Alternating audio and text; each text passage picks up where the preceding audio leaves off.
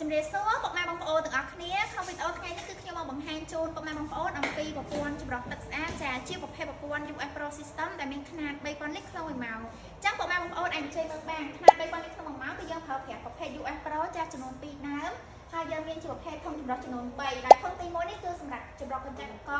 ទី2កម្ចាត់ក្លិនចាបច្ចេកទេសដែលមានក្នុងទឹកនិងទី3ជាប្រភេទធុងដែលយើងចម្រោះសម្រាប់ដកជាតិរឹងនៅក្នុងទឹកផងដែរចាត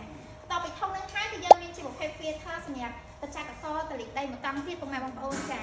សម្រាប់បងប្អូនដែលកំពុងតែជួបប្រទះក្នុងការប្រើប្រាស់ទឹកមិនស្អាតមិនថាបងប្អូនប្រើប្រាស់ជាប្រភេទទឹកអណ្ដូងទឹកស្រះទឹកស្ទឹងដែលតែជួបបញ្ហាដូចជាកកដីកបោច្រាស់ក្លិនបងប្អូនអាចទៅក្នុងខាងក្រុមហ៊ុនយើងខ្ញុំបានចាក្រុមហ៊ុនយើងខ្ញុំមានលក់នៅដំណើរប្រព័ន្ធចម្រោះទឹកស្អាតចាប់ពីຂະຫນាតតូចរហូតដល់ຂະຫນាតធំទៅតាមតម្រូវការរបស់ពុកម៉ែបងប្អូនធានាជូនគុណភាពទឹកដែលចម្រោះចេញមកគឺខ្លាំងស្អាតចាចាំសម្រាប់បងប្អូនដែលមានតម្រូវការអាចអញ្ជើញទៅដល់ខាងក្រុមហ៊ុនយើងខ្ញុំបានណាចាសូមអរគុណ